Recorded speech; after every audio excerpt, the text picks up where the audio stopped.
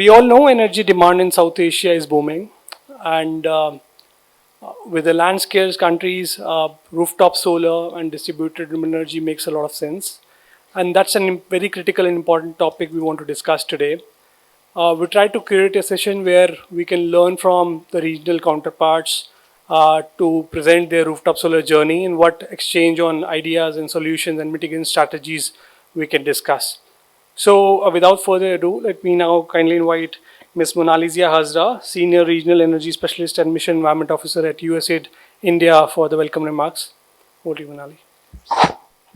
Thank you so much, Atul, and a very warm welcome to the most difficult session now after lunch. But the theme and the discussions points are very interesting. So I do hope that you will be, as interested as I am in this particular theme as we get to hear from each of the countries from, South Asia, talking about their experiences, the challenges and way forward in terms of deployment of rooftop solar. As we all know that South Asia is undergoing a rapid population growth, which has resulted in, exponential growth in the energy demand.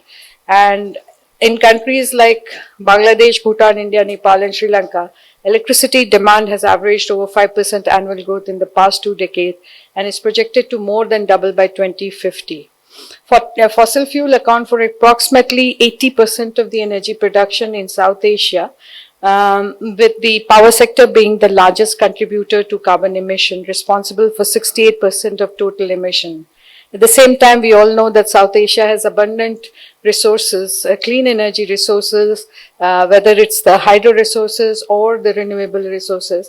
And by adopting renewable sources like solar energies, country in the region can reduce the dependence on fossil fuel as well as get an energy security, by having more fuels in their energy basket.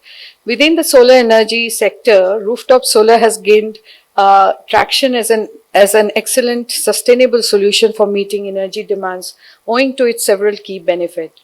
Rooftop solar or RTS system allows for decentralized energy generation, reduces transmission losses, to some extent distribution losses, and promotes energy independence. Additionally, they can lower electricity bills for the household and businesses while contributing to a cleaner environment.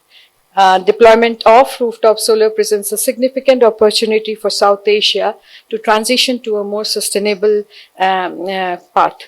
Countries like Bhutan, Bangladesh, India, Nepal, Sri Lanka, and Maldives have taken several policy, regulatory, and programmatic initiatives to scale RTS deployment. And today we'll be hearing from each of these countries about their, what interventions and initiatives they have undertaken to really deploy rooftop solar.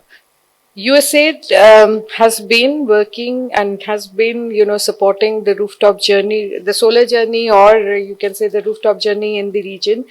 We have missions in Bangladesh, Nepal, and Sri Lanka, whereas the India mission here in India has been focusing on deployment of rooftop solar in all these countries. And we hope to get, from the experiences which are shared by by all the key speakers today, some of the interventions that we can focus on as we move forward in our journey on clean energy. I once again welcome all of you for joining this session. Many of you are physically present here, but we also have Mr. Divyanshu Jha, MNRE representative, MNRE Deputy Secretary, who will also join us in a virtual mode. Once again, I'll encourage you to actively engage, actively ask questions and share your perspective. And let's all use this SACEF platform as a platform to build strong networks, collaboration, partnerships, and use it to come up with certain action items which will help us take concrete actions in future. So once again, thank you and welcome to the post session today. Thanks.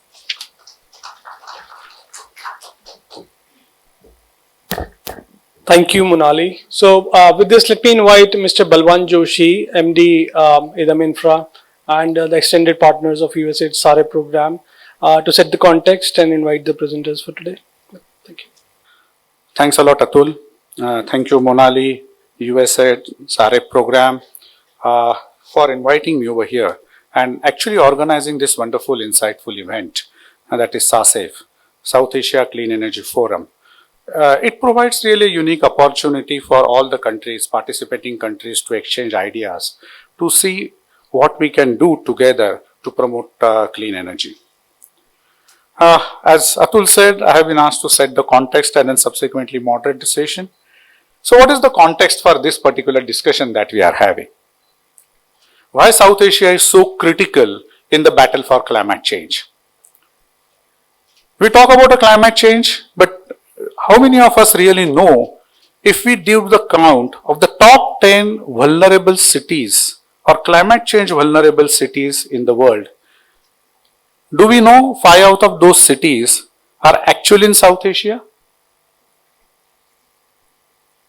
The top 10 countries in terms of for vulnerable to the climate change, 4 of those countries are in South Asia. And 2 of them are going to be here on the panel today, India and Maldives. But that doesn't mean other countries are not vulnerable. They are also vulnerable. But I'm talking about the top 10 countries, top 10 cities. The cities which are going to witness the highest temperature rise by 2100 according to the climate models are cities in South Asia. Kolkata, New Delhi, Dhaka. These are the cities which are going to witness temperature rise of as high as 4 degrees Celsius. We are talking about 1.5, and we are seeing the kind of pain that all of us are undergoing with the changes that have already taken place. In India, we have never heard of monsoon or such heavy showers in the month of October, which we are seeing today. The kind of floods that we are witnessing. Why I am setting this context? Everyone knows, or a lot of these things are known to everyone. I am setting this context for our larger discussion about the rooftop solar. Many countries have taken a lot of initiatives. India is one of the leaders in terms of taking action on renewable energy front. We have already got 200 gigawatt of capacity, plan to have another 300 gigawatt by 2030. So total 500 gigawatt of non-fossil fuel capacity by 2030, which is huge. All other countries are also taking action, whether it's Nepal, whether it's Bhutan, whether it's Maldives. A lot of this action is also on the large renewable energy. Many a times, sorry for my language, but rooftop solar is kind of treated as a stepson, okay? It is not given the due importance which it should be given. We keep fighting about the impacts the rooftop solar has got on the network, how are we going to deal with it. But at the end of the day, all of us will agree, in fact, in our own heart, we know that how important the rooftop solar is. Apart from giving benefit to the consumers, in terms of the reduced electricity bill, reduction in the T&D losses, reduction in transmission distribution investments. I think from the climate perspective, what is most important is, or more important is, it actually going to enable creating climate resilient infrastructure. Today, we have got large grids, and all of us know how susceptible these grids are. Like, one of the economically most advanced country, United States, have seen hurricanes, typhoons, and wherein the people are without electricity for weeks together, right? So we need to look at our own options, our own choices, and see what amendments we can do and create the climate resilient infrastructure. Rooftop solar, distributed renewables is going to help in creating that kind of infrastructure. And that's the reason this particular session is important. We have, the South Asia is also unique in many ways. Unlike a few other continents, we don't have something which is common. We have got actually 2 island countries going to be on the dais today and going to talk about their policies. But look at those 2 countries. One is a single large island, Another country has got 1,000 islands, out of that 120, around 200 islands which are habitated. We need completely different policies. Same way, Bhutan and Nepal, one would say, oh, both of them are in Himalayan ecosystem. But yeah, they are totally different in terms of their challenges that they face. But there also lies a kind of common theme in terms of implementing the rooftop solar, implementing the renewable energy policies. How do we really benefit from each other's experience? And that's what we are going to do today. And that's how we have structured this particular session, wherein, we are going to invite the countries and requesting those countries to talk about the challenges, how they have tried to address those challenges, what are their success stories during today's session. And that's the reason we have got one representative, very senior representative, representing that particular country and talking about these particular issues. And at the end of the day, at the end of the session, I hope we are able to learn few things from each other, at least, to promote rooftop solar to the next level of deployment. Having said that, let me try and now let me introduce the esteemed speakers that we have for today's session. As I said, we have got speakers from 5 different countries, India being one of them, but Maldives, Sri Lanka, Nepal and Bhutan. 5 countries will be over here and they will be making the presentation. Before I invite them on the dais over here, I would like to introduce them together so that, then once we get into the discussion, let's not break that flow by way of getting the introductions in between. So we have today first speaker from Maldives, Dr. Ali Azwar. He has over 2 decades of experience with the state electricity company Stelco in Maldives, currently serving as a deputy managing director and on the board. He holds a doctorate in public policy with a specialization in renewable energy policy from Victoria University in Wellington, New Zealand. His research focuses on the diffusion of the renewable energy technologies in small island developing countries, absolutely relevant for today's discussion. In addition, he earned master's degree in public policy from the National University of Singapore, NUS, and a bachelor's degree in business studies from the University of Sheffield, UK. So that's Dr. Ali Azwar. May I request him to come on the dais and take his seat, please.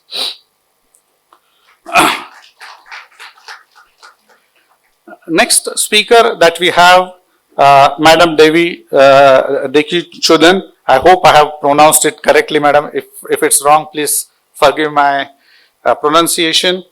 She has bachelor's degree in electrical engineering from Sirindon International Institute and Technology, Thammasat University, Thailand, and master's degree in energy systems and management from University of Flensburg, Germany. She has also completed a course on the energy security in South Asia from Australian National University under the National Australian Awards scholarship. She has got more than 20 years of experience in energy management, regulation, planning. So, Madam Deki, please come on the dais and take your seat, please. Third speaker that we have, unfortunately not here with us in person, but he will be presenting virtually online. He is Mr. Divyanshu Jha, Deputy Secretary in the Ministry of New and Renewable Energy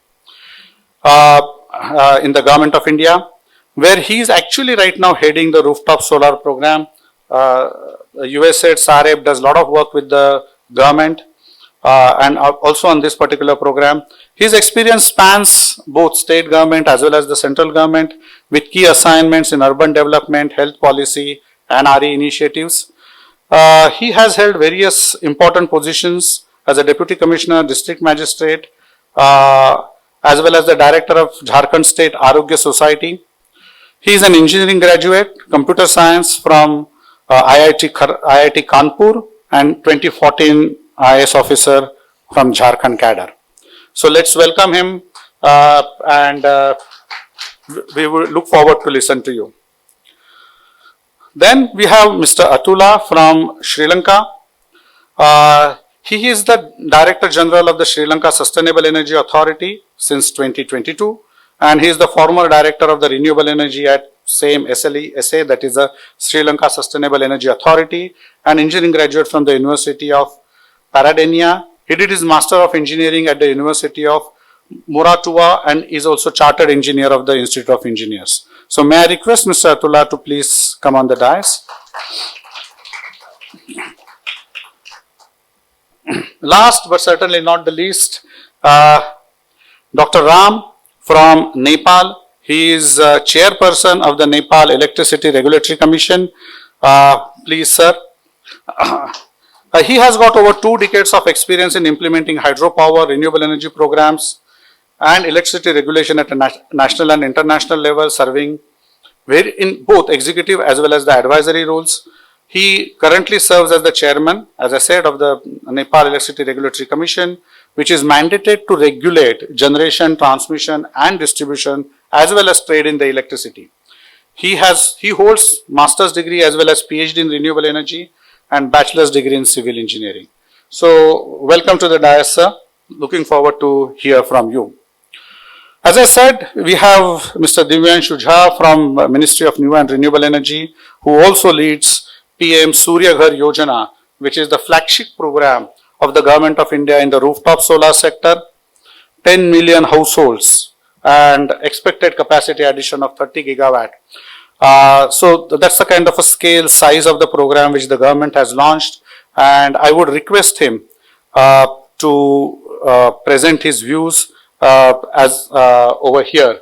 I'm sorry, I'm changing a little bit of a program because he has been invited for some meeting urgently. So changing a little bit of a sequence of the presentations and requesting him to deliver his presentation first. So over to you, Mr. Jha. Yeah. Thank you, Mr. Balwant. I hope I'm audible.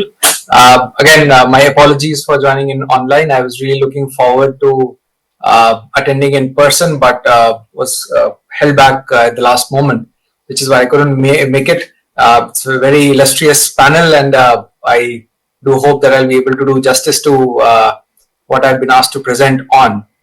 I'll limit my comments to a few major issues. As Mr. Balwant said, I hope my screen is now going to be visible, so that my presentation, is my screen visible? Yeah. Yes, okay, great.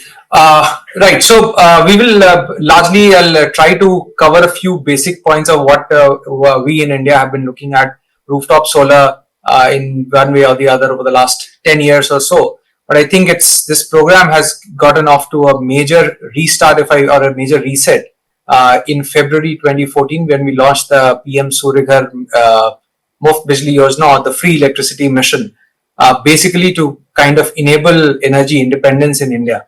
And rather than the consumers remaining passive recipients of electricity, there was a very major change in orientation from the classical mold of seeing consumers as being merely passive and large generators coming in and providing electricity through a complicated transmission and distribution grid.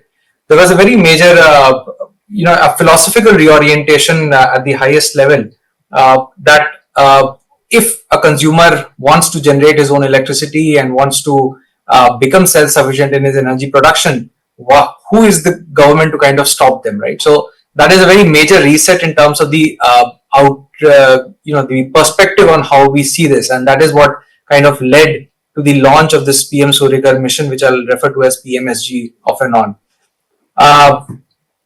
So just to establish some initial context on let me just put on my timer so that I don't exceed myself. Right. So when we look at India's solar sector context for rooftop solar, there are certain inbuilt elements which might or might not be unique. I'm afraid I've not really read much about electricity sector in the different South Asian countries. A thing that I was hoping to remedy by attending SACEF, but that was not to be. But I wanted to establish some basic contextual features about the Indian electricity system, which has direct relevance to how rooftop solar or how distributed renewable energy can or cannot grow in different areas. The first thing, although it's not written here, is the regulatory complexity. We have 36 states and UTs, and each of them have a separate electricity regulatory commission, which are not subsidiary to the central regulatory commission. So they are the electricity being a subject on which center and states both have powers together, concurrent powers. Therefore, there is a very complex regulatory ecosystem which basically underlines the entire electricity sector in India. The second major factor was the long-term PPAs by utilities, which immediately means that if there is a large amount of distributed RE generation, which kind of makes utility operations more difficult because the utilities have already signed up for a certain amount of energy production based on their long-term and short-term assessments. The third major element is the segment-based tariffs. So we have different tariffs for different sectors, for agriculture, commercial and industrial, government, residential, and so on. And these tariffs are divided, are highly varied. So commercial and industrial is usually charged much more, whereas the agricultural and residential segments are charged much less, even lower than the average cost of service by a lot of regulatory commissions. This has direct implications on the relative viability of rooftop installation for a lot of these segments, which I will also speak about later.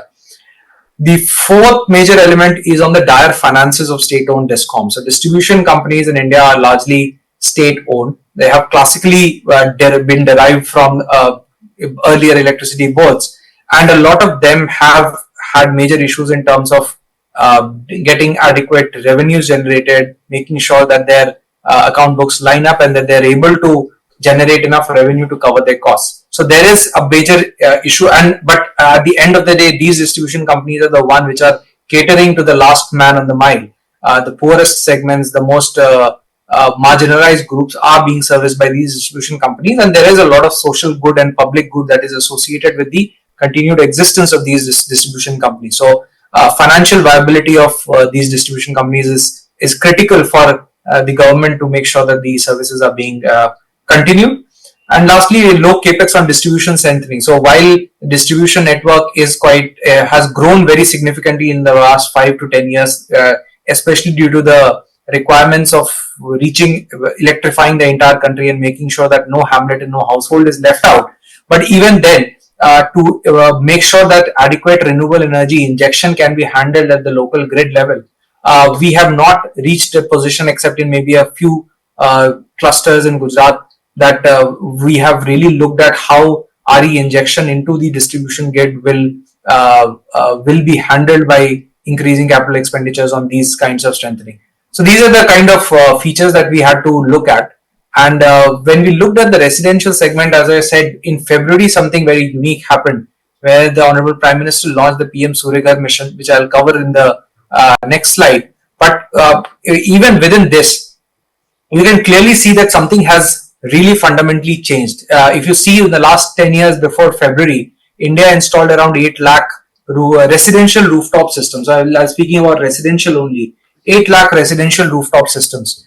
After February, in a matter of 8 months, we have already installed 5 lakh systems. If I may count out 3 months in the interim for the Indian general elections, which held up a lot of subsidy releases, we essentially had 6 to 7 months to pick up these numbers. And I think it's immediately apparent that India has taken a very stark change in the terms of how it wants to approach rooftop solar. Even previously, if you see, the 8 lakh was most of it, almost 80%, 80 to 85% was concentrated in a single province, a single state in India, which is Gujarat, which was administratively quite pushing rooftop solar aggressively within its network, but very little uptake in the rest of the country. However, after the announcement of the scheme, we have seen a major diversification in terms of a lot of new demand coming in from a lot of states. So just this single statistic, I think, can explain a lot about what, at least can demonstrate very effectively that something very critical has changed in the way that India is doing rooftop solar within its territory. So what has actually fundamentally changed? The first thing is, of course, the subsidy. The government used to provide a subsidy of some value, which was quite significant. It was around 40 to 45% of the capital cost of the plant itself. We, however, increased it to around 60%.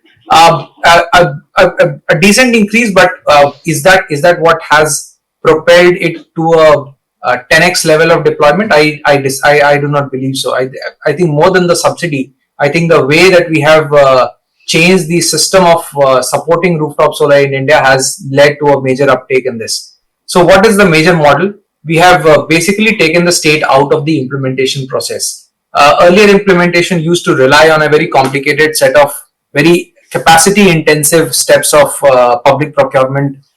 We did away with that and we trusted the consumer to make its best call with the vendor. So we went to a market based model where the consumer and the vendor interact, they fix their specifications, they fix their cost, and then they at their mutually agreed terms they install it, and the state simply comes in or the government simply comes in and makes the subsidy payment to the consumer's bank account directly. The second major element is of regulatory simplification. We have reduced state intervention massively. We have taken out as much of the state inspection process. We have kept a single state inspection level where we basically verify that the plant has been installed. But other than that, there were a lot of earlier regulatory impediments in terms of technical feasibility. We have felt that at the current levels of saturation, these items currently do not make sense. Although we do think that after 3 years down the line, this will be an important major element of having a pre-installation check done by the distribution company. But at this point of time, there was really little sense for it. So we have waived off the requirement for feasibility. We have trusted the market development, and we have tried to inform the consumer by signaling quality, by utilizing IT as much as possible. We have also leveraged technology by making sure that all these interactions are mediated through a single national portal, which has reduced the timelines very drastically. So earlier subsidy schemes used to have a turnaround time of 8 to 9 months for the subsidy to actually flow down to the vendors.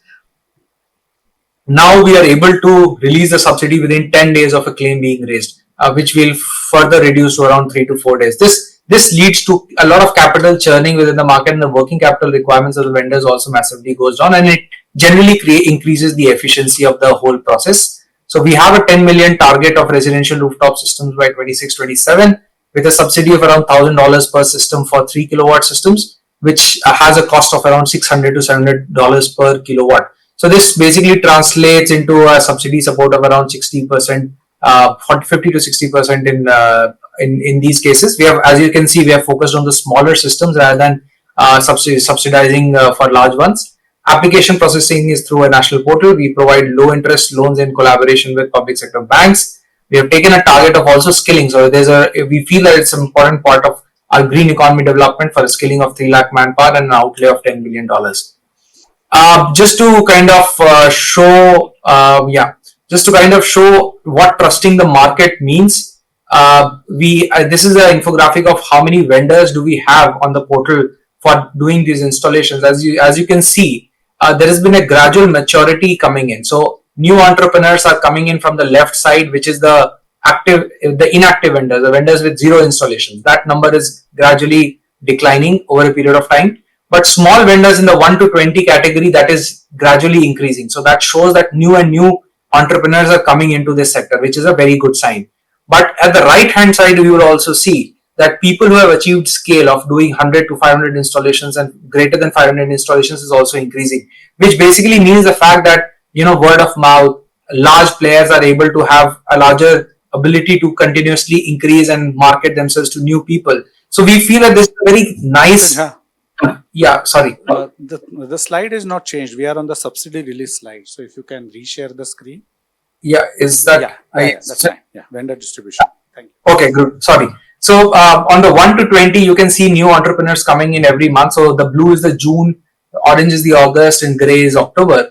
And you can see new entrepreneurs coming in from the left side and gradually making their way to the right. So those who were in the 20 to 100 in June, for example, have moved to, I see my time is up of 10 minutes, but I'll take just 2 minutes to wrap up. And so those who were in 21 to 100 in June, for example, a lot of them have moved on to 100 to 500 segments in October, for example. So this is a very, I thought that this is a very nice way when you trust the markets to respond.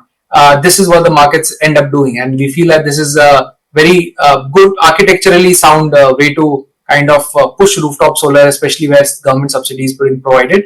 The subsidy timelines that we have taken is also drastically dropped. So we are essentially at a scenario where a person clicks and within a week we are able to push the money into his account, which also creates a lot of trust within the system. In terms of sizing, we are seeing most of the installations being in the 3 to 4 kilowatt, which is a nice way of self-selection, but we have not been able to crack the less than 3 kilowatt numbers yet. And the fundamental problem there being that most of the electricity for smaller households is either free or heavily subsidized in most of the regulatory, in most of the states, which means that the viability of rooftop solar systems is largely reduced. But we are coming out with new utility-led models, because these are the households where a distribution company or a state government would be very keen to solarize, because these are the loss-making components for them, or the ones that is leading to a loss to the revenue exchequer. So we feel that states will now come in and kind of try to solarize these households, but that model is yet to come. We expect that in the next 3 to 4 months we'll activate that segment as well. But the greater than 3 kilowatt segment, I think, has taken off fantastically well.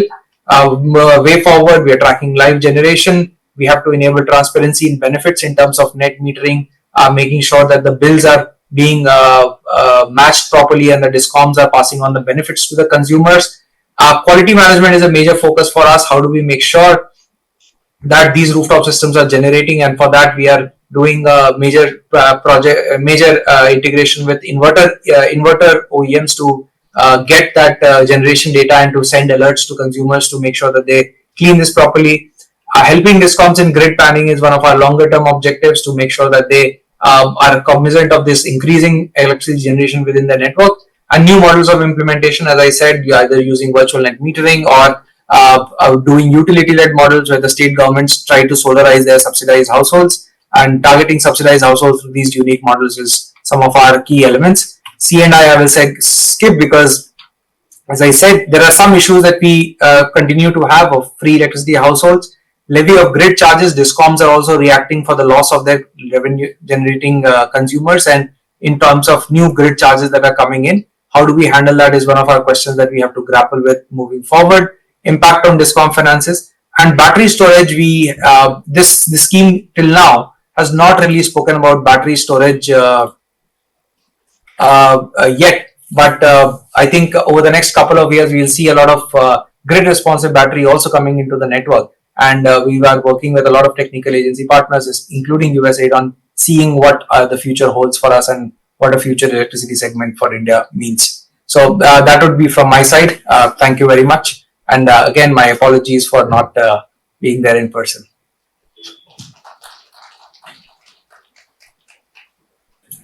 Thank you, Mr. Jha, for an excellent presentation and overview of the PM Surya Ghar Yojana. It's quite a game changer. In fact, the numbers are astonishing. Around 8 lakh systems in 10 years, and then now more than 5 lakhs in just 7-8 months period of time. Since Mr. Jha has to leave, I would like to take the couple of questions, if there are, for Mr. Jha, so that we can let him go. Yeah. Are there any questions? 2 questions I'm going to take at base, because that's the kind of time would permit.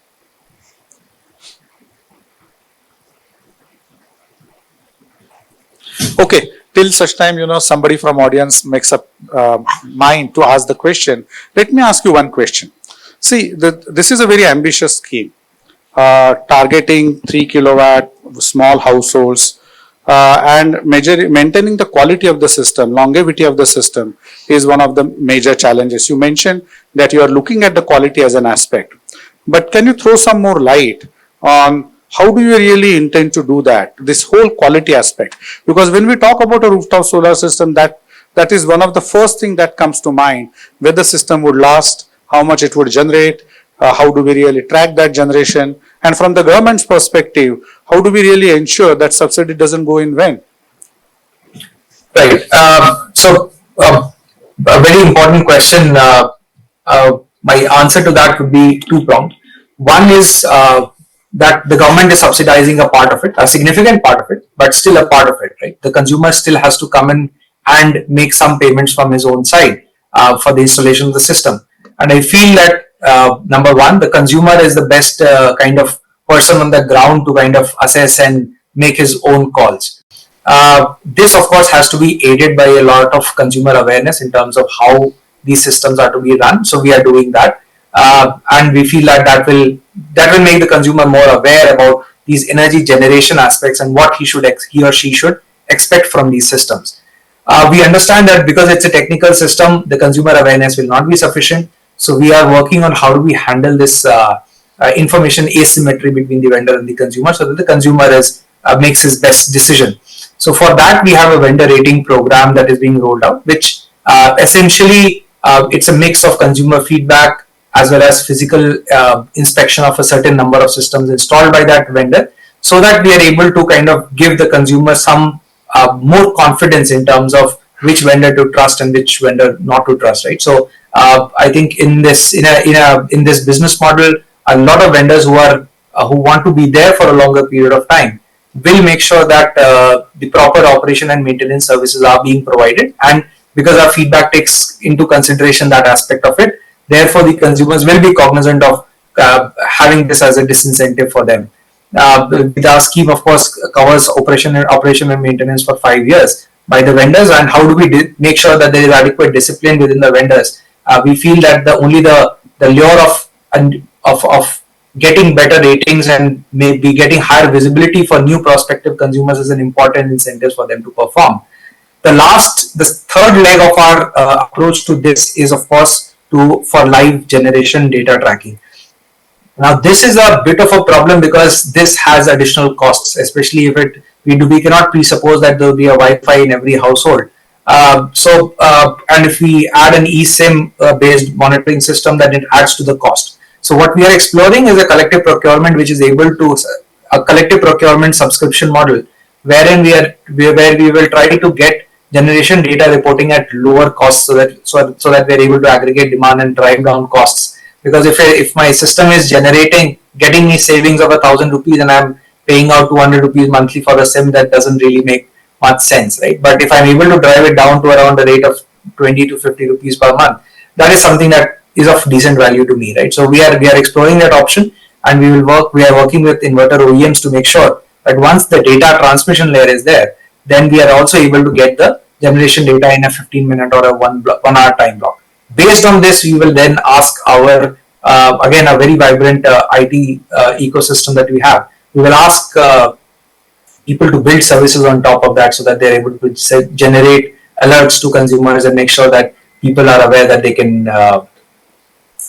have to clean the systems, and also in case of the modules getting faulty, to make sure that they're able to enforce the warranty that is provided by the manufacturers. So all these are under play, and we hope that this will hopefully answer that question better. It certainly answers that particular question. There is a question from the audience. Yeah. Will you please introduce yourself and then ask the question?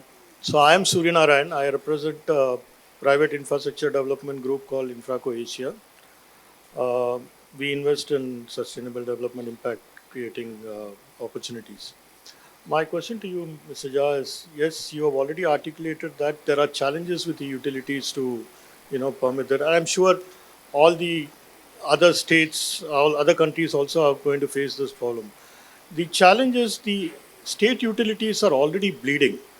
And where do you think they get incentivized? Because we are one side, the private sector is talking about reducing their carbon footprint. So we are promoting C&I based rooftop or utility scale. And yet we want the household also to migrate to an extent.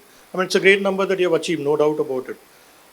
But the dichotomy, the paradox still exists, and the utilities tend to suffer. So there is no immediate solution, but then for years this has been happening. How does the utility get addressed? Right. I would agree that the issue of the DISCOM finances is like the dark underbelly of almost all distributed RE, essentially because those who have the resources will flip, but those are also the people whom the DISCOM is able to charge a higher tariff rate, right? So that is a fundamental issue with this tariff slabs that we have. but I would like to think of it in a slightly different way. It is very clearly sure that compared to the C and I, makes a lot more sense for the discoms to target this 3 kilowatt to 4 kilowatt household segment more, as far as distributed generation is concerned, because the cost of supply is higher, but the recovery rate is lower from this particular segment.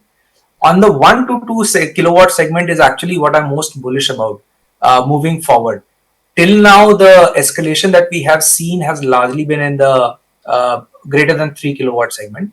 But if you look at it from the discoms perspective, we are almost finalized the final guidelines for it. We have established a utility-led model under the scheme, wherein the utilities themselves or the state governments themselves will take the subsidy, supplement it with some form of capital subsidy from their own side, and solarize these households, the smaller households, the loss-making households at their end. And I think that is a great opportunity for them to flip from a endless liability of a consumption-based subsidy to a one-time liability of a capex-based subsidy, and take care of solarization of these households, getting generation done at the distributed end, and also rid themselves of the electricity subsidy guarantees that they have given. Right, so that is a point of convergence which I feel where Discom finances, as well as the implementation of this scheme, as well as the interest of the consumer at the end of the delivery point, all three line up fairly well. So we are quite bullish about that really taking up. So we are, of the 1 crore that we have, please note that we have just achieved 5 lakh odd. We have 95 lakh to go, and I feel that we will end up targeting a lot of that segment in the rest of the time of implementation. Thank you. Thank you so much, for answering the questions as well as the very lucid presentation of the scheme and the kind of achievements that we are targeting. So I think I would kind of let you go, for your other activities, and look forward to interacting with you in future. Let's give him a big round of applause for the presentation. Thank you so much. Now, may I request Dr. Ali, to present a very, very unique situation that you are in with an island country with 1,000 islands and around 200 islands which are inhabited. So, may I request you to take the dais and make a presentation. Very good afternoon to you all. First of all, I would like to begin by thanking SACEF and USAID for inviting me and my colleagues over here to this wonderful forum. I'm very pleased with the way this particular session is structured, and the challenges for roof solar deployment. It kind of addressed the kind of different aspects that we share within the region. So we can't really lump sum all the countries into the same context, the kind of challenges and the that we face. So as a island nation, or more of an archipelago, the kind of challenges and the opportunities that we have in terms of transition into renewable energy or increasing the uptake of renewable energy is somewhat different from our neighboring countries here. I hope you learn something about the context of about the Maldives and the challenges that we have in transiting into renewable energy from this presentation. There will be something to take away. So before I begin, I'll try to give on what I have set for this session. We'll give a bit of a context about the background, and then we'll look into the challenge in 4 aspects, and then finally we'll conclude with the kind of opportunities or potential that we see in terms of increasing renewable energy intake. As I started by saying the context with the Maldives, we are an archipelago with a number of very small islands. Many of them are uninhabited. The 190 or so islands that's inhabited have their own separate electricity grid. So we don't have a larger grid that's been connected across all the islands. It's an individual grids, including the capital Male, and there's something to start off with. And again, in terms of the structure of utility service, in our case is the services are bundled. So we have generation, transmission, distribution is all by a single company. We have two large government-owned utility companies, the state electric company, which serves the capital region and the nearby atolls. And the other government-owned company also, Fenaco Corporation, which serves the rest of the outer island in the country. But in terms of capacity and the number of people that we serve, in terms of establishment, Stelco has been there for a long time, and so we serve a larger proportion of the population. So, as a comparison, I try to have a look at the land area, population, and GDP. Try to set the context for where we stand in terms of the other countries in South Asia region. As you can see, the land area is quite small, including the populations. So maybe the kind of looking into the aspects of the economy, for example, the GDP per capita, maybe the small figures help to increase this, trying to amplify the kind of economic status. But what I'm trying to show is basically the kind of differences that we share, the kind of constraints that we have in terms of installing solar. There's one of the major challenges that we have already heard from, possibly from other larger countries.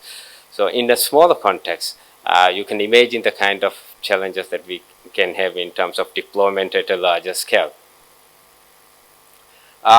This is just to give you a snapshot of our capacity. What we're talking about is small, definitely.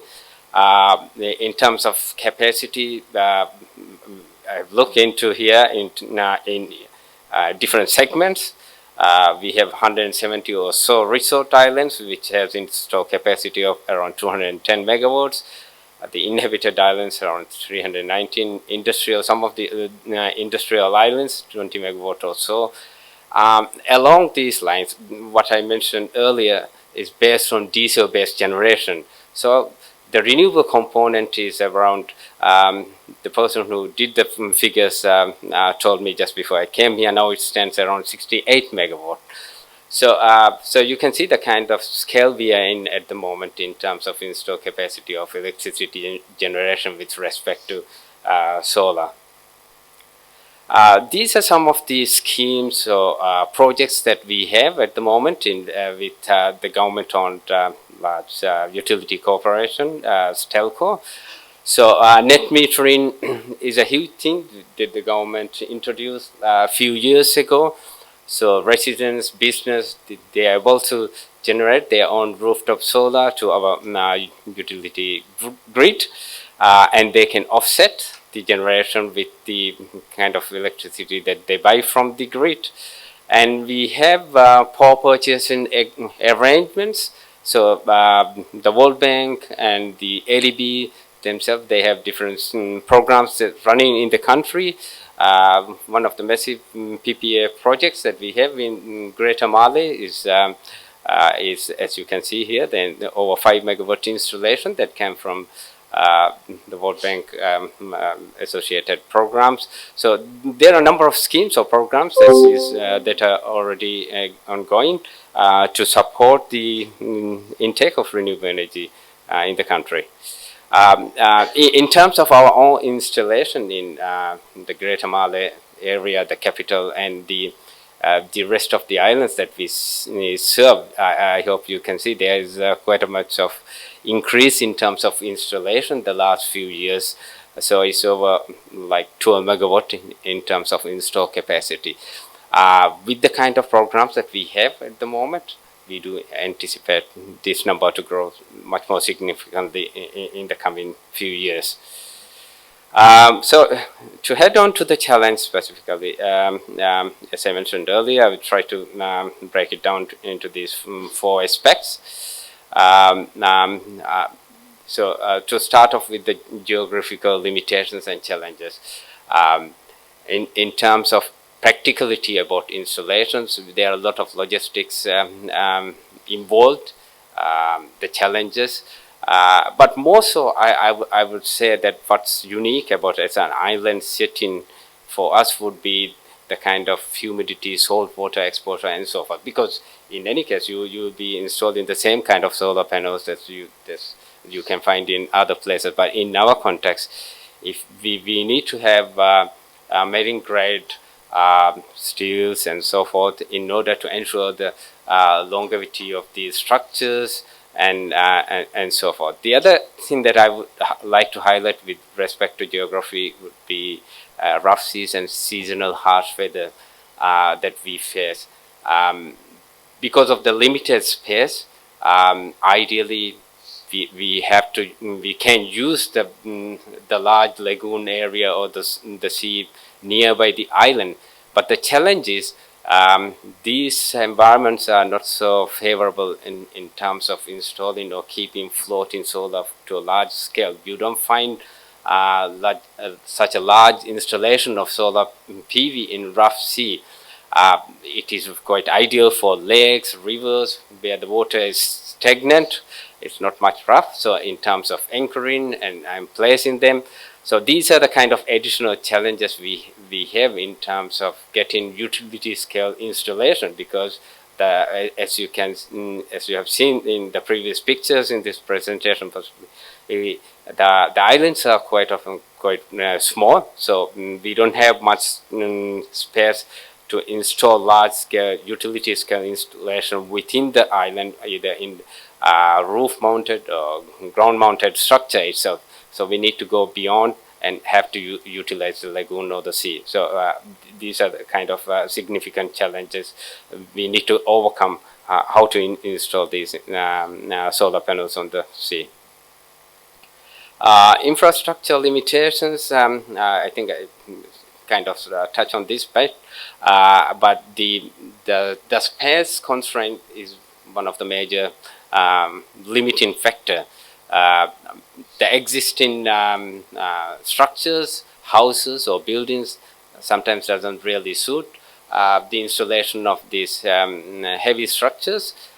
They aren't really built for the purpose. Some we had to reinforce, or we had to get modification for the roof structure or the structures themselves. Or they may have like shadows from the nearby trees and so forth. So we had to make way for the installations within the structures or the buildings available in the islands, or else we had to create additional structure, purpose-built structures to install solar PVs within the islands. It could be near the harbor area or open spaces as such. The other I'd like to highlight is about the technical issues as with other these technologies related to, for example, wind or solar. We had to maintain the base load, and this the solar PV and wind, all these kind of, is still considered as kind of a supplement to the existing generation capacity. So we don't go around increasing the solar PV in terms of meeting the demand. There's a kind of a challenge in terms of how we perceive the technology itself. I think Mr. Ballant also kind of alluded to the same factor in terms of how we perceive and address in terms of increasing solar PV in trying to meet the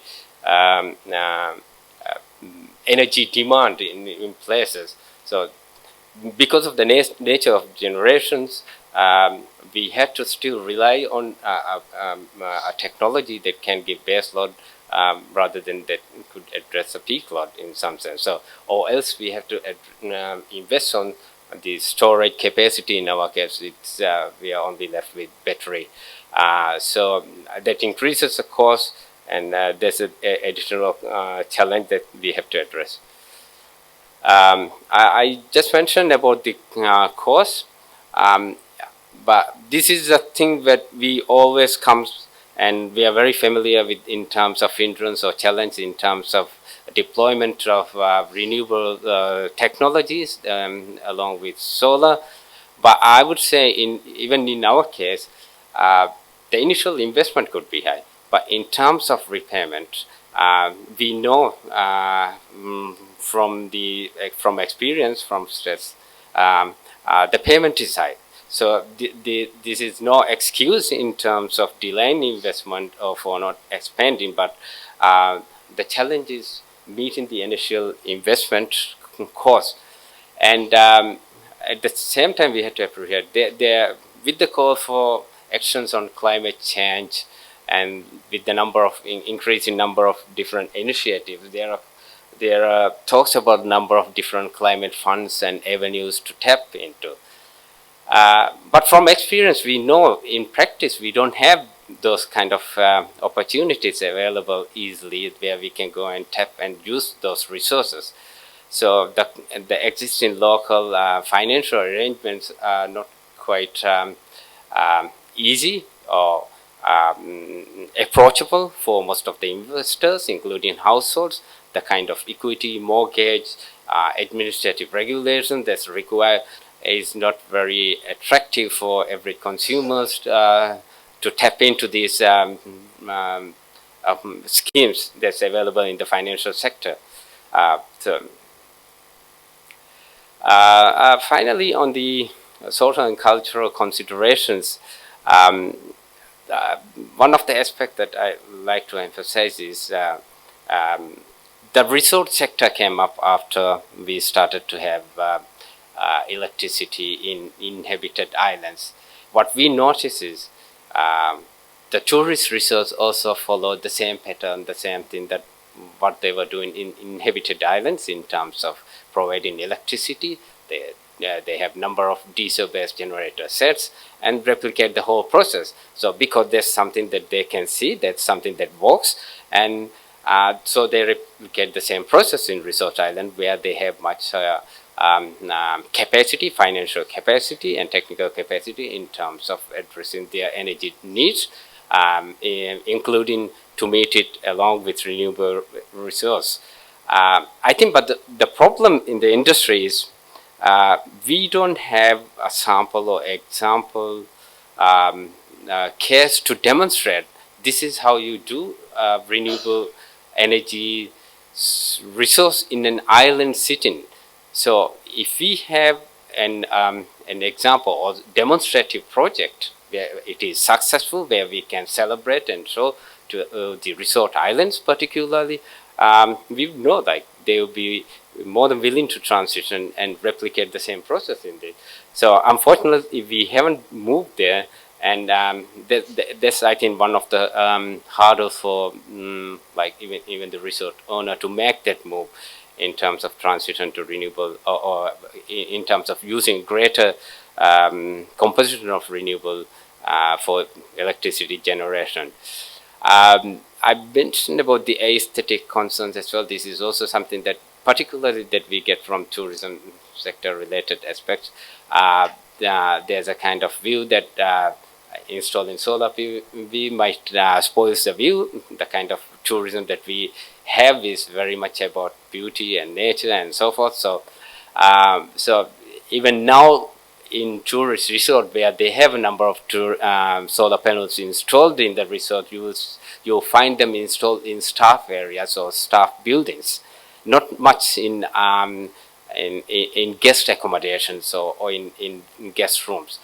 But I think one of the thing is the perception. One of the thing could be how the kind of panels and things that's available in the market. We have seen that there are a number of different types of panels that could really fit into this structure and to the building. In fact, in some cases, it enhances the beauty or the looks of these buildings. So this is something that could be addressed, but it is important because it kind of determines the space that will be available for solar installations in these islands. With that, I want to close off by just identifying the kind of opportunities we have in terms of maybe to speed up this transition or to increase this solar intake. We do have some government support and incentives, but I think it's a matter of increasing or maybe trying to meet up where the requirements are and trying to understand why it hasn't increased maybe more than what it should have in the past few years after we have introduced different policy instruments and so forth. So that's something I think we had to do our own assessment in terms of incentivizing the consumer themselves. But then in a sector where it's all owned by the government, utility companies, it can be seen as going kind of easier in terms compared to maybe other countries. You have a number of other private parties engaged. Here in this, in our case, it's like the government-owned companies with distribution, generation, distribution, and so forth, along with government policies. It should help to address these constraints. The technological innovations will, over time, will help to overcome some of the technical challenges that we have been talking. Particularly, I think it's about the energy storage, the kind of financial aspects related to it. We have seen over years the cost of solar has reduced dramatically.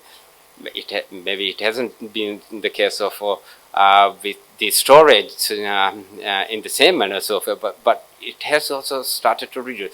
But the thing is, for us, whether we are going to wait till the solar battery, for example, prices decline up to a certain stage, or whether we are going to join the race and try to be part to it. So I think it's a matter of starting up now and then trying to contribute to speed up the process. Community engagement and education, I think this is very important in terms of increasing awareness, increasing our understanding and building capacity. With that respect, I think forums like this, initiatives by SACEF and USAID, and these regional cooperation will help us to get better insight by learning from our colleagues and from other countries. I hope opportunities like this will contribute in that regard.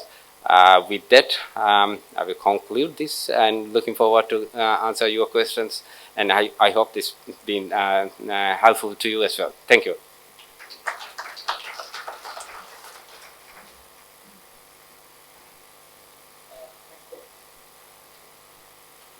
Thank you, Dr. Ali. Very insightful. I think a lot of questions, at least in my mind, and I'm sure quite a few of you would have those questions, but we will keep it towards the end when we would have a Q&A session. And now, may I request Madam Dekichudin.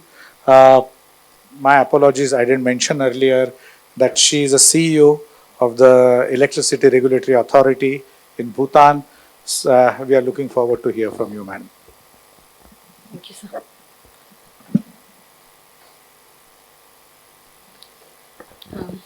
Good afternoon, everyone.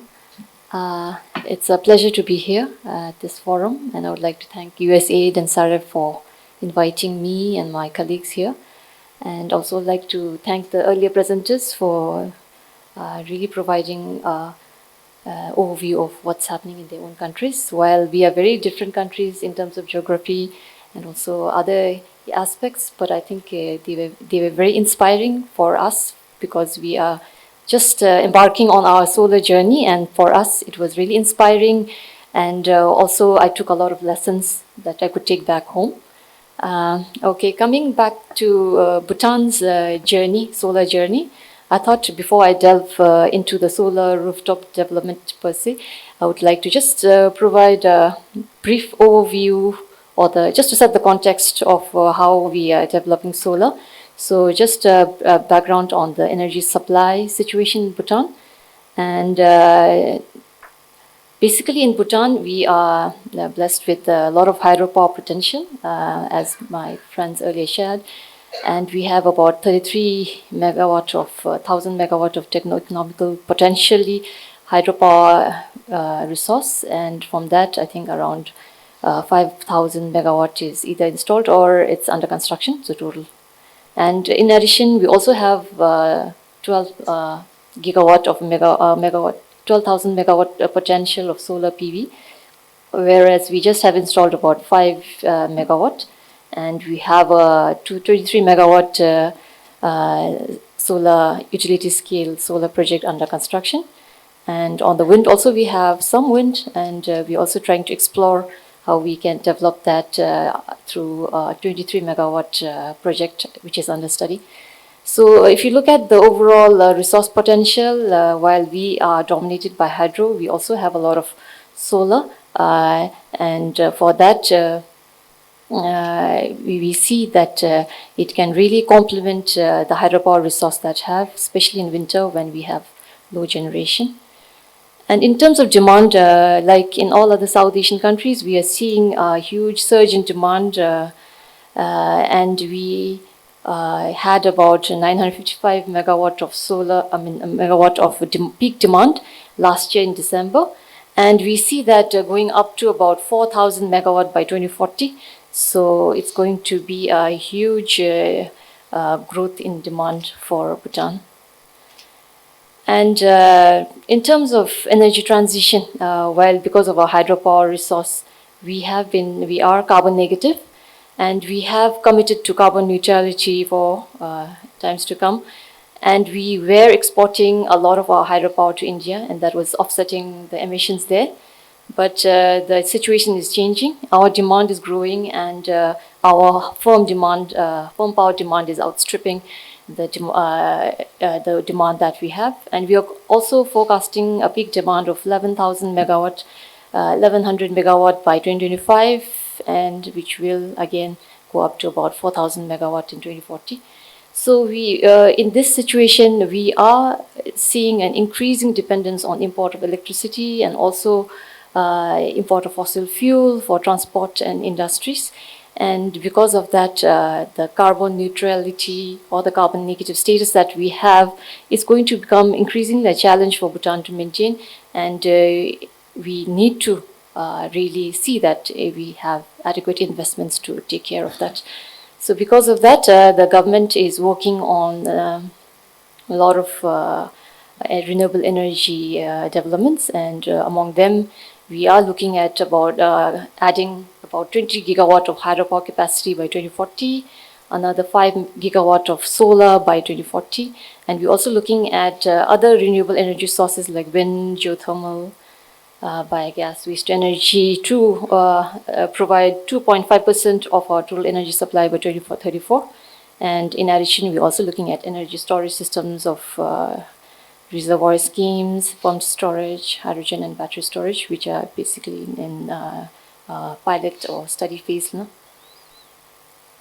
So coming to the solar rooftop projects, while Mr. Joshi mentioned earlier that it might seem quite, I think we kind of undermine the potential, but it has its own, I think, advantages and something that we can leverage upon.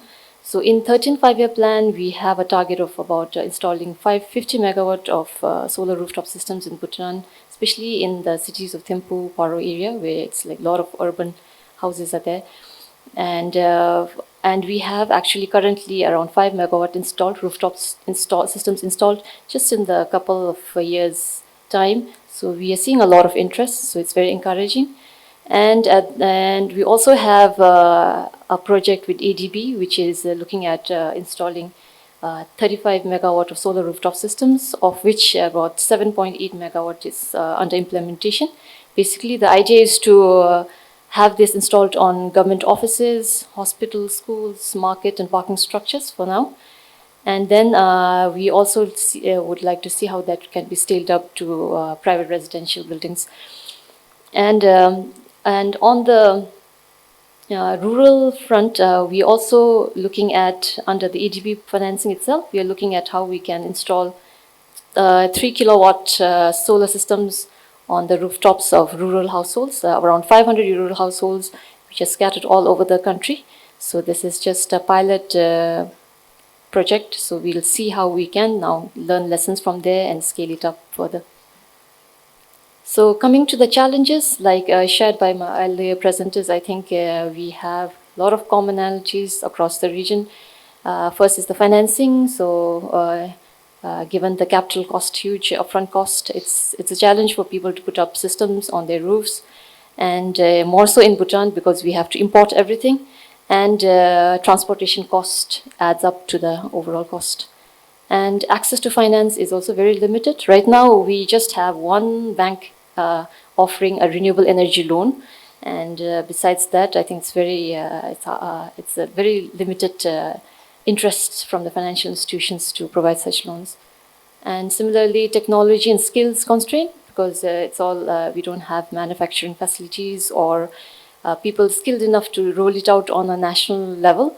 So we have limited capacity on front and grid integration. Also, we see that the utilities, the transmission distribution companies will have to see how their grid infrastructure is upgraded or additional investment has to be made in order to integrate these systems and mainly for safety and also to grid stability point of view. But at the same time, they'll be losing their consumers because they will go off. So there's very little incentive for the utilities to really see that they have more rooftop solar systems coming up. And lastly, we have electricity pricing as a challenge because we have quite low consumer tariffs, mainly because we have the generation and transmission distribution costs are quite low. In addition, we also have subsidy from the government to support the residential consumers. So that is also a challenge. But in the coming years, given the huge rising cost of power generation and also the transmission distribution cost, which is increasing, we see that solar rooftop systems will become competitive in the long run. In terms of opportunities, we see that in line with the challenges, financing, we have availed some loans and grants from multilateral and regional banks. So we see that this is an opportunity where like the international and the regional institutions can come in and maybe to start off and also support the local financial institutions to gain confidence in providing such loans, financing to the rooftop developers. I think that's a thing. And secondly, we see a lot of interest in the private sector, not just for the local, the Bhutanese parts of private sector. I think private sector from the region can also come in, I think, to facilitate and really accelerate that development. So I see that as a private sector participation in not just in financing, but also to really take up this, to establish installation, operation, maintenance aspects, design aspects. I think there's a lot of opportunity for everyone who have like way ahead in implementing such systems elsewhere in the region. And I also see that that regional cooperation for achieving climate goals through market mechanism is another possibility.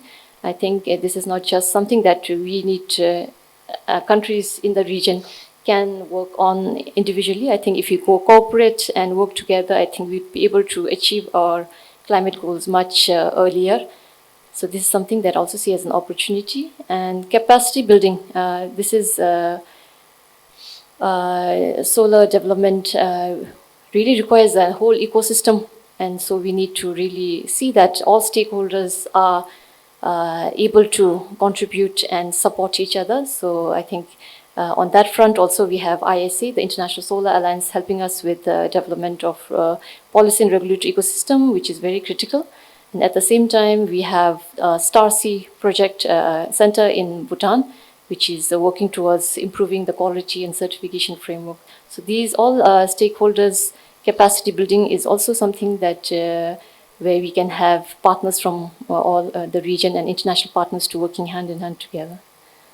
And lastly, just to apprise the floor on what are the initiatives that we are taking, we have the Alternative Renewable Energy Policy 2013, but which is now currently being revised to make it more facilitative for solar systems to come up.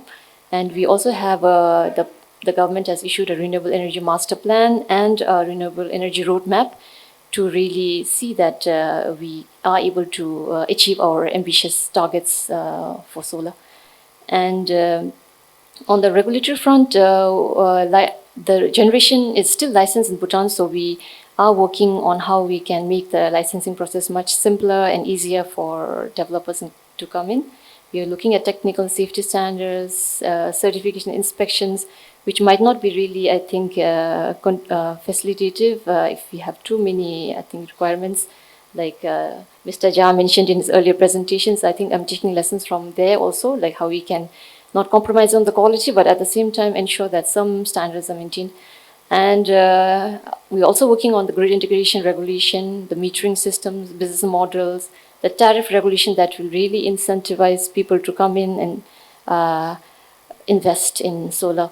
So these all, we are trying to do it through pilot projects and really using our regulatory sandboxing model so that we can really learn lessons from these projects and then take roll it out as regulations in the overall country. So this is just something that I wanted to share to the floor. Thank you.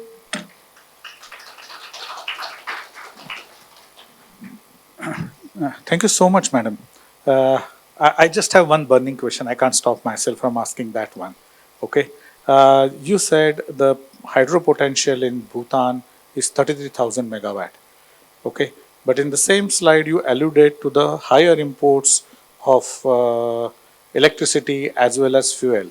Why such a dichotomy? If you have got a 33,000 megawatt of hydro potential and so many other RE technologies as well, why even import of electricity? Okay, thank you for the question.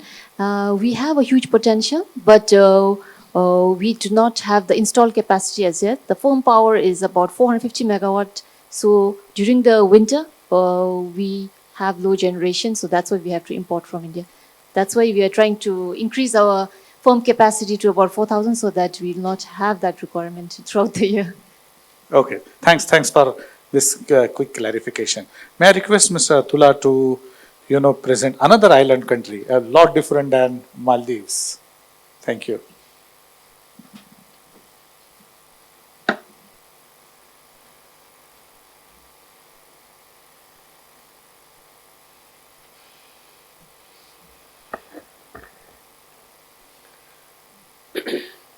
Thank you very much to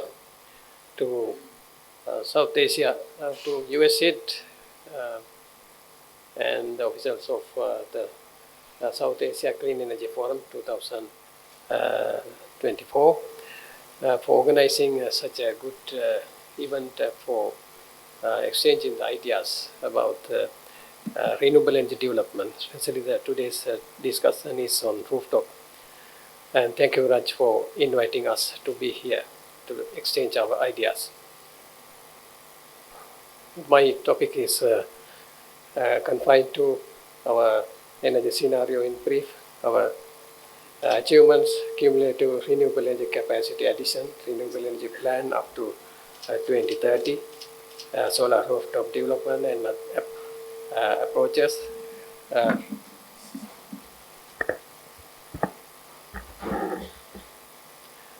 Rooftop capacity addition, the measures taken for promotion and the challenges. The government of Sri Lanka has set a goal to achieve 70% of electricity generation from renewable energy by 2030 and planning to become a carbon neutral country by 2050. This is in line with achieving the Sustainable Development Goal 7, which focuses on affordable and clean energy, and also implementing nationally determined contributions to reduce greenhouse gas emissions as part of its national NDC plan. Sri Lanka aims to develop an additional capacity of around 5,000 megawatt for renewable energy by 2030 to achieve that 70% electricity generation from renewable energy resources. And we have planned the strategies and the policies and guidelines and plans to achieve 70% target by 2030 and to make our country carbon neutrality by 2050. As per the statistics up to the end of September, we have developed a mini hydro resource to connect 437 megawatt to the national grid, and 164 megawatt from ground-mounted solar systems, and 1,200 megawatt from rooftop systems, and 263 from wind power plant, and 50 megawatt from biomass. Altogether, 2,114 megawatt from renewable energy resources has been added to the national grid, and the large-scale hydropower plant operating by the utilities, that's a megawatt 1,538. Altogether, the capacity 3,652 megawatt, and this capacity is more than 50% of our total capacity of the system. And also considering the energy generation, we have exceeded 52% of electricity generation for renewable energy resources. And our target is 70%, and we are planning to move to achieve this target. And this is our development plan for adding the renewable energy projects to meet our target. And year by year, 25, 26, 27, 28, 29, 30, and the resources are available like major hydro pump storage, mini hydro, solar rooftop, wind, and ground-mounted and biomass all. We have conducted the resource assessment plans.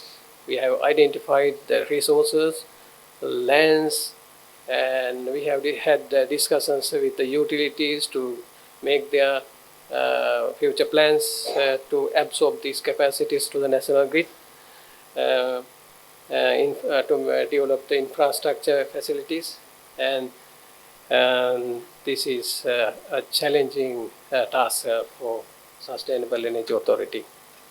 And considering the achieved targets, and I have calculated here the kilowatt hour generation energy-wise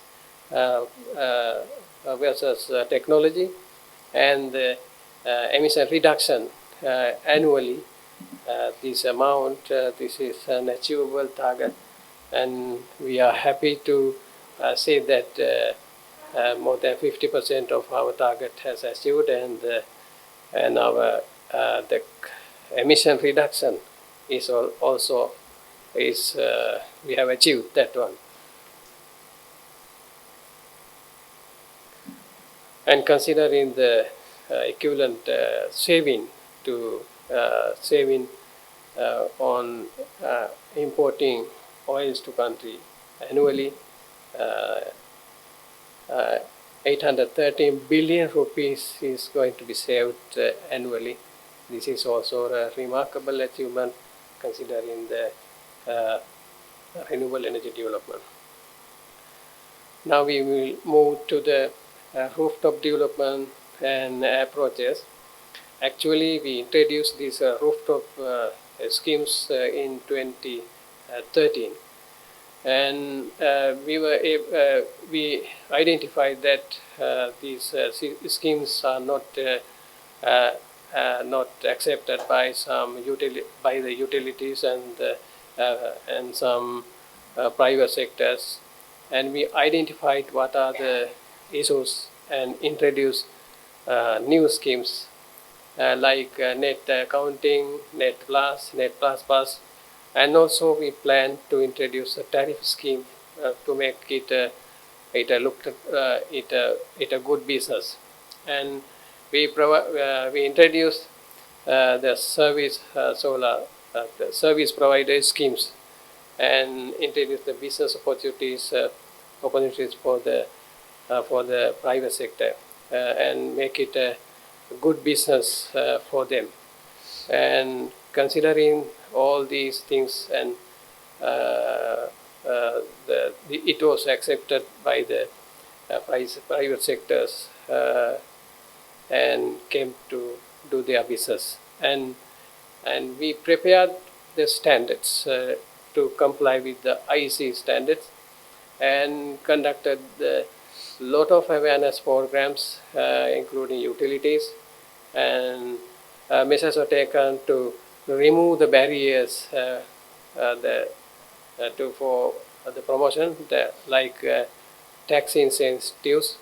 We remove the taxes and let most of the instruments like solar panels, inverters, wires and other accessories, mostly importing from outside countries, and taxes imposed on them were removed, and provided the awareness programs to all we took measures to make the school students, engineers, officers in state sector, officers in private sectors, and the technicians and all. We wanted to make the programs to make them aware on not only rooftop, on renewable energy development. And we have prepared the special curriculums for students also to give the idea on renewable energy and carbon emission, and the curriculums in school sector is have been included the availability of renewable energy resources in Sri Lanka, how we can improve them, and some advanced level examination papers also. We have included some questions for them to promote the renewable energy. We started the Suryabala Sangrama program in 2015, and after that we were able to achieve our target, and initially we took measures to register the private sector people as service providers. We especially form a committee for as a recommendation. Any person can start a business like solar service provider. Then we have prepared applications, and when they fill up these applications, in the application they have to specifically stated the technical capability, the engineering stuff details, and what are they going to import from other countries like solar panels, inverters. And we check whether those imported items are registered and IC according to the IC standards, and if they are coming to Sri Lanka, we impose barriers to import the locality instruments. And we have conducted the training programs for the engineers and technicians in service provider institutions, and we ask them to get their engineers trained. Otherwise, we are not going to give the registration as solar service provider if they do not have capable engineers, if they do not have taken the training program from the Sustainable Energy Authority. And after considering those all things, we give the registration. And not only that, we extend their registration annually. After 6 months, we check the installations they have carried out. If we found that some installations which they have done are not in compliance with the standards, we hold the registration and ask them to get it corrected, and also provide facilities to import the instruments to Sri Lanka without much taxes. And these are some of the pictures that we have conducted the trainings. We conducted trainings for women also. We conducted the trainings for tree posers, armed posers. We have not eliminated anyone. Our aim is to make the entire Sri Lankan people aware on the renewable energy and rooftop and renewable energy development. And these are some of the pictures you can see that we have taken through our training programs.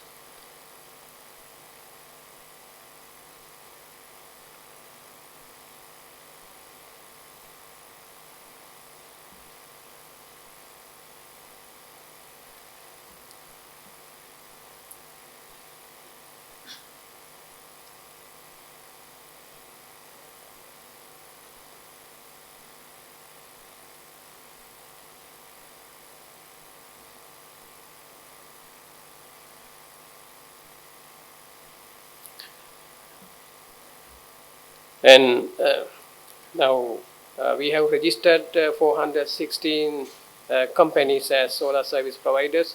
We have created 7,600 direct jobs and 5,500 indirect jobs so far.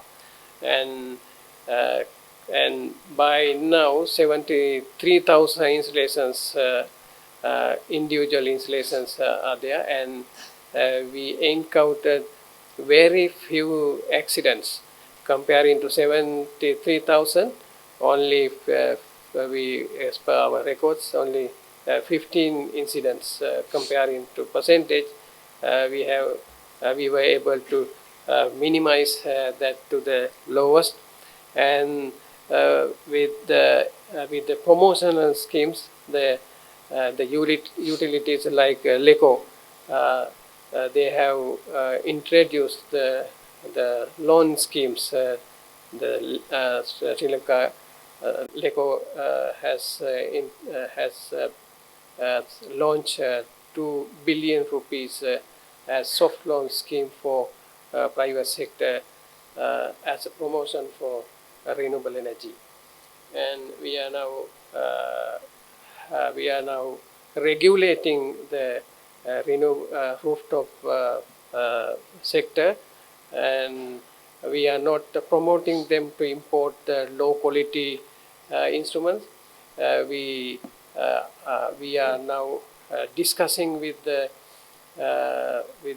manufacturers like solar panel manufacturer, maybe inverter manufacturer. When any solar service provider came to register with us, Sustainable Energy Authority, to start their business, we asked what are the instruments like solar panel and inverters are importing. If they mention the type of imported panel type or inverter type, we conducted the interview before granting the service provider license. We interview the manufacturer over in online to check the quality of the instrument. So even the manufacturer, when they are importing the instrument to Sri Lanka, they know that we have prepared the standards to comply with the IEC standards, and they know the quality of the instruments coming to Sri Lanka. And this is the solar after Surya Bala Sangrame solar rooftop development. The second column you can see the consumer addition to the system, and the third column you can see the capacity addition to the national grid. And it after introducing the promotional schemes and the tariff structures for them to make it a lucrative business, so we were able to move fast in developing the rooftop. And these are the two the projects which are going on now. We have a plan to give solar rooftop projects for 5,000 religious places, and it is a small loan scheme coming from the government of India. And the second one is planting 10 megawatt ground mounted solar project in one place or two places to reduce the electricity bills in temples in Sri Lanka. Those are the things which are now undergoing, and these are some of the technical challenges that we have encountered. And if you can close, okay, we are thank you running very short of much. time. We will answer if there is questions. Thank you very much. Thank you, Mr. Atullah. I really appreciate. Sri Lanka has been pioneer in South Asia, one of the first countries to start a solar rooftop program. And the kind of involvement, stakeholder involvement, training, capacity building that Sri Lanka has done, it's actually really a kind of an example for all other countries in the region. Now may I request Dr. Ram, chairperson from Nepal Electricity Regulatory Commission, to deliver his presentation. Thank you. Thank you. Good afternoon, everybody. Previous speakers, they have already covered so many things, so I do not want to repeat the, issues, but if you see the list, you can see the long list, but I divide my talk into three parts basically. In the first part, I'll just, give you kind of an overview, and, in the second part, what are the challenges and how are we going to address those challenges? And in the latter part, what are our, future directions, especially since, as Mr. Joshi was mentioning, referring Bhutan case, we also have the similar situations. So how do we, foresee the solar in future? This is just to show you the global, figure in 2022. Close to 25 million households, they used to rely on solar. It is projected that by 2030, more than 100 million households will have installed solar systems, right? The reason is, in the, early session also, previous speakers also did mention about the cost. There has been significant reduction in the cost. As you can see, 82% reduction over the last 10, 12 years. So in our case, we are, hydro dominated. 90% of our, energy source comes from hydro. Solar contributes around 3% only, close to 3.3 gigawatt is our installed capacity. Close to 100 megawatt is from solar. You see the down, the pie where utility scale solar contributes the more, but rooftop also has huge share in the total pie. Well, this is to show you the potential. This is the map. As you can see, the red and yellow dots, you can see the high insolations, right? Because of our locations. We are located in Sunbelt region, the 26 north and 30 degree latitude, 300 days sunny days. The average, insolation is about 5 unit per meter square per day, right? About more than million households, they are having, solar home systems already. The total generation is about 30 megawatt peak. There was a study conducted by the Center for Energy Studies, and it says in Kathmandu Valley alone, we could generate around 637 gigawatt hour annually, the generations. In one of the town in the western Nepal generates around 50 gigawatt. So the huge potential, rooftop potential, I mean, right?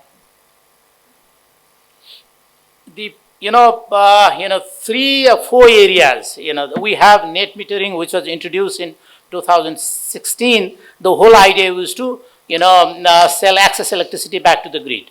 This was introduced in 2016.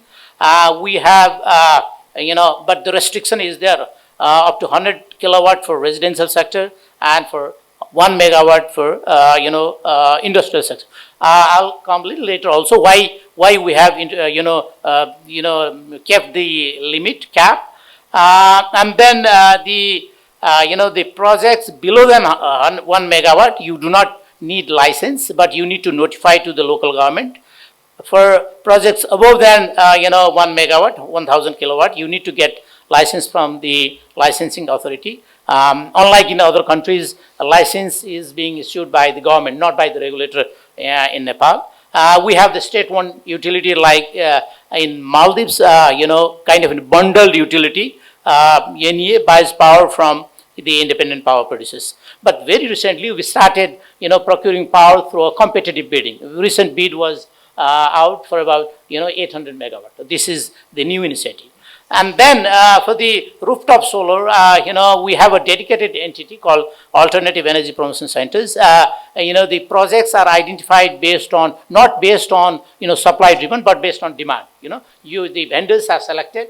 The vendors are selected based on human resource capacity, financial resource capacity, their business plan, and then they go out in the field, create demand, install systems, and then they come with the project completion report and they are subsidized. Right? So output-based model has been there already. In addition to this, we also have a kind of, direct subsidy, the interest subsidy 50% for the initial 5 years. We also have energy subsidy also, but you can choose either of them, right? There are other model also, the viability gap funding model.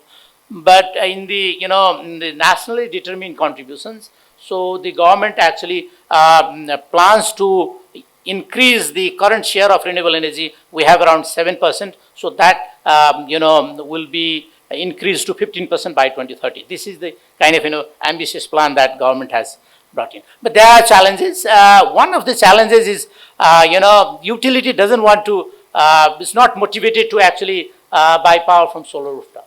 There are imbalances, there are safety, security issues, but moreover, and not only that, but also, if industry switch over to the rooftop solar, they are the one, in our case, NES generates around 37% revenue from industrial customer. If I, change to rooftop solar, the revenue will be reduced. So that's why one of the issues there. There has been issue regarding the generation tariff. Despite we provide subsidy, but the cost is, even though the the capital cost is coming down, but it's still especially the poor people, they cannot afford. This is an issue. The RESCO model has been considered as one of the potential solutions, but again, the adoption is still limited, right? Limited technical knowledge. That's why we also have a kind of partnership with the International Solar Alliance. They are trying to actually help Nepal government in developing the solar roadmap, including the capacity building facilities in Nepal. So this is the new initiative that has been started. The regulatory and market barriers, the risk, especially the land and other infrastructures. Then, even though the rooftop solar brings benefit, but the knowledge, awareness at the people level is limited. So we've not been able to actually motivate people to install solar systems. We have different entities, right? The off-grid entity responsible for off-grid, entity responsible for the on-grid, and local authorities are also mandated to promote these kind of small systems, but the coordination has become another challenge, right? The financing, the madam from Bhutan also mentioned about, one is the capital cost is still a question, but access to finance has been another issue, right? The final point regarding challenge is delays in signing PPAs. The PPAs, as I mentioned, the utility, since we are hydro dominated, so the perception, not at the utility level, but also at the whole, the ecosystems. So we are heavily, dominated by hydro. So solar is not yet our priority. So as the regulatory commissions, our idea is basically to balance the supply and demand, and then ensure that everybody is treated equally. So the commission was established in 2019. It's been a little more than 5 years since we are in operations. The whole idea is to regulate the generation, transmission, distribution, trade, and we treat all the technologies equal, right? As you can see in the center, they ensure the financial sustainability of the sector, generation sector, transmission sector, the distribution sector, balance between supply and demand. As I mentioned, the regulatory tariff, right, to protect rights and interests of the consumers, enable competitive environment electricity sectors. There, we try to actually create an environment where, the non-discriminatory access is provided to all electricity, industry generator as well as the trader. So the open access is now coming up. The reliability, affordability, and quality supply is to be ensured. The dispute between licensees and consumers, that also one of the area, and we basically advocate, we advise government in the electricity sector. So what should be the future directions of the electricity sector in Nepal is to be provided by. There are regulatory opportunities in the regulatory front. We consider the regulator is considered as an opportunity to address some of the issues. Those have been identified by previous speakers as well. The streamlining licensing, and then the approval process, right? The net metering. This is also one of the issues that needs to be convinced to the utility as well as the policymakers. The feed-in tariff. We have a posted rate, but again, because of the reduction in price, now we opt for the competitive competitive process for procuring power from solar. The tax credit, introduce fair pricing mechanism. Basically, we are also trying to introduce the the TOD at the household level also, right? This one. Then performance-based incentive, the risk sharing mechanism, and also the private sectors are encouraged to invest in the solar sector. Our thinking, basically 4 or 5 areas. I do not want to take more, much of your time, as I think, we are running out of time already. So regulatory harmonizations, right? The coordinating, as a regulator, we try to bring everybody together. Then establish cost-reflective tariff. This is one of the tasks of regulators. So idea is to actually conduct a study. We also have reviewed Indian practices. I'll come a little later also why India has developed, why the Indian solar industries has matured. So that also is an example, or that needs to be adopted in our case also. Innovative financing solutions, work with the commercial bank and also the international financial institutions to invest in the sector. Expand subsidy and incentives, but this needs to be linked with the output, right? Capacity building for grid integrations, innovative technical solutions, the virtual power PPA, virtual net metering. These are the new ideas that are coming up in the solar industries. And final one is basically to increase awareness at the all level of governance, not only the consumer but the financial institutions, the academic, and the government, and the policymakers and utility. So why this slide is just to show you some of the best practices. India's target of 40 gigawatt by 2022 created a strong model. Because of you have this simplified regulatory framework, state level incentives, robust net metering mechanism.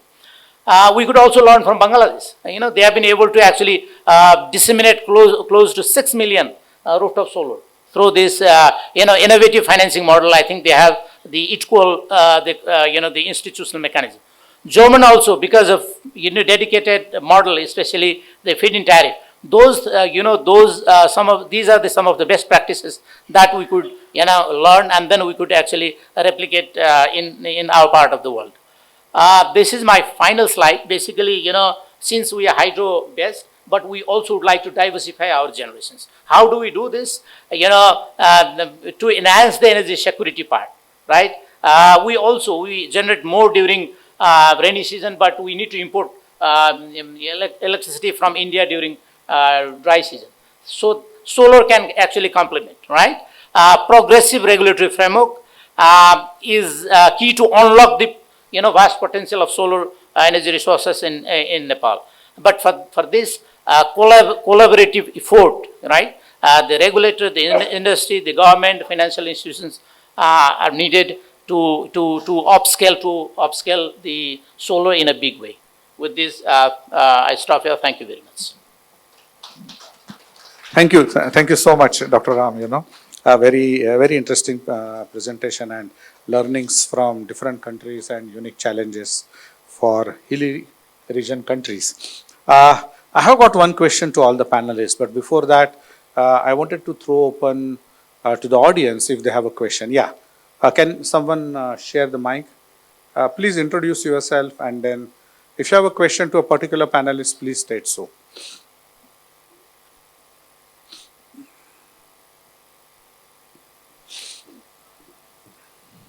Namaste. I am Mon Devshrestha from Nepal. I am working in Electricity Regulatory Commission.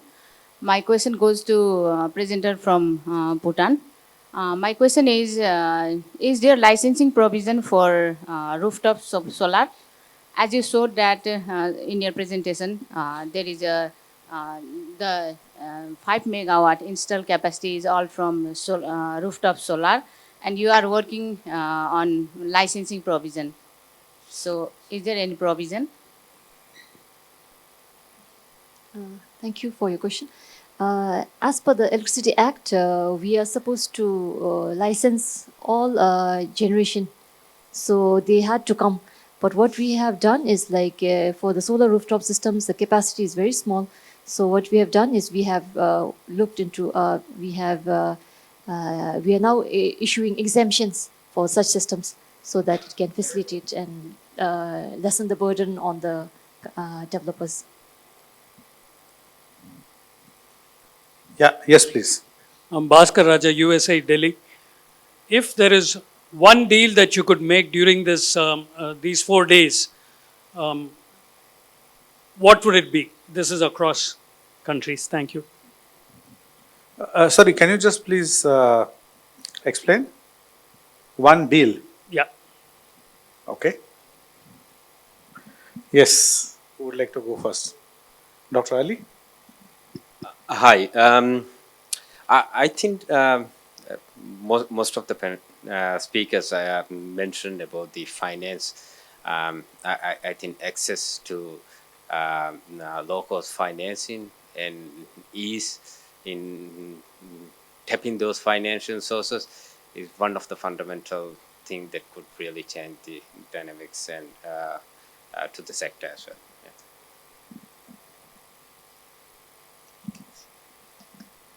I would say the access to information. If you have information access, then you could go to finance, you could go to technology center, you could go to supplier. So the problem in our part of the world is information. So yeah, thank you.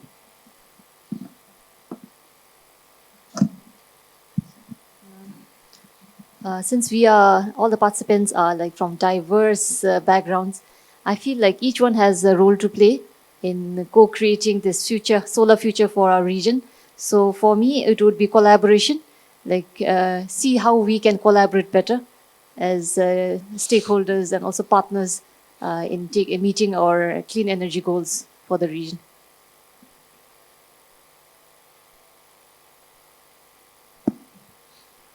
I think the quality is more important. Quality and the standards followed by these are very important, and it is the most important for us. Yeah, that's the last question. Yeah, thanks. Hi, I'm Satish Joshi from Urja, Nepal. My question is for the gentleman from Maldives.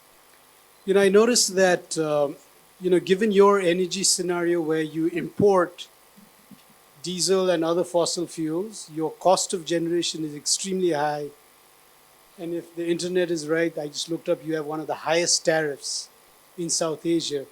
So it seems like you are best positioned to really benefit from rooftop solar installations. I understand, and from your presentation, there were obviously challenges given your unique geography.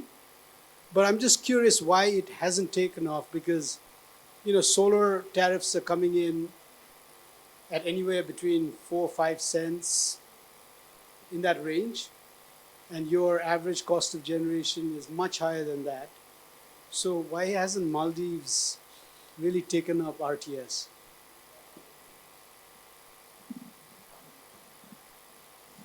Thank you. I think that's a good question. I think one of the reasons, I think the cost of generation, why it is high, is kind of understood considering that the cost of fuel is very high and considering the means of generation. So it's relatively high and that's reflected in our tariff as well. So ideally that would make competing renewable resources more attractive as well. And so there should be accelerated intake in that sense.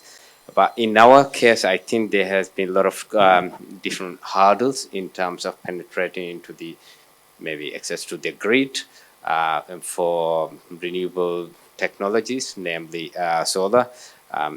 In the context of the Maldives, solar PV is kind of synonymous with renewable technology because we don't have actually large-scale wind and other means. So it's only like less than 5 years ago we got this net metering schemes available to the public.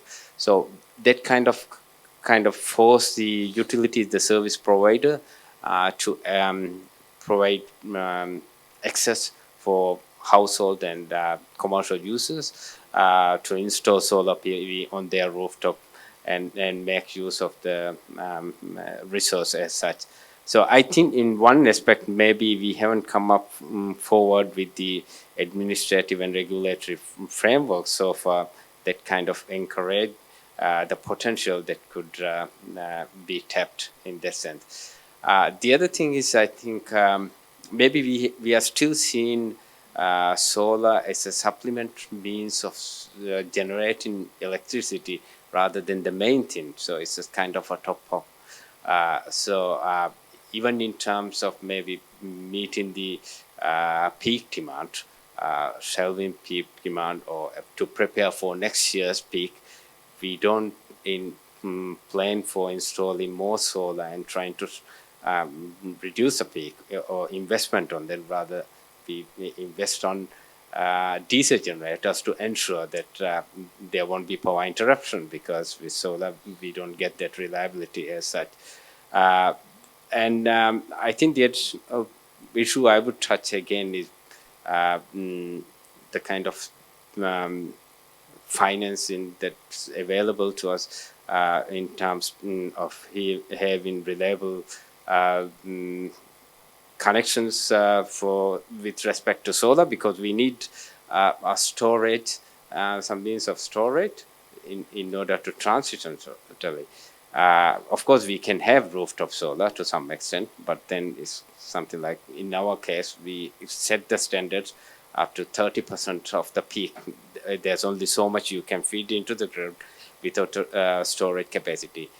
Interestingly, in our case, in many of the islands, we have reached that limit where the utility service provider can't grant additional license for households or businesses who wish to install more solar PV, because there's already so much connected to the grid. So we need to come up with storage. So I think those might be some of the hurdles why we haven't tapped that resources as much as we should have. Okay, thanks, Dr. Ali. I'm getting different signals from organizers saying that please close the session, and it's already running too late. So I think I will reserve my question later on for personal discussion, and I would invite Mr. Shankar to give closing remarks.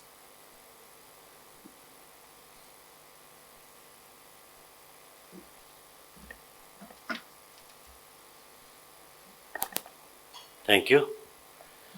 So as we come to close this second session of South Asia Clean Energy Forum, we just heard very insightful lessons and stories from each of the South Asian countries.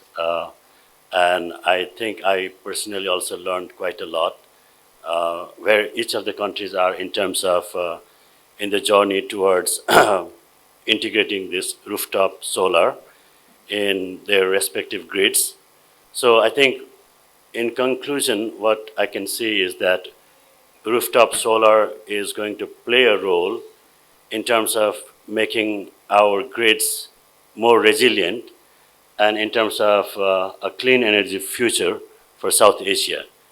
So we haven't discussed, as Mr. Joshi was in his initial context setting remarks talking about how we haven't paid much attention to this particular technology, and and we have learned that each of the countries are facing, different hurdles and different obstacles, challenges, some of which are common, and there are some particular differences as well.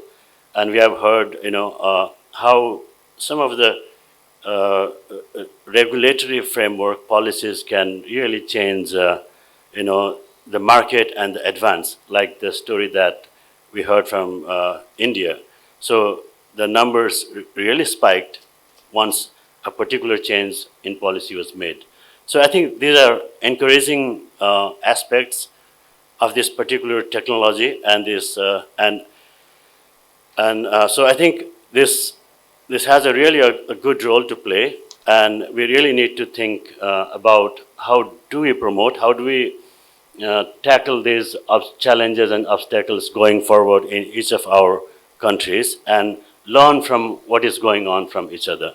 So as we close this session, I would really like to thank Mr. Balwant Joshi for excellently moderating this session and bringing this to a close. And then our speakers, distinguished speakers, Dr.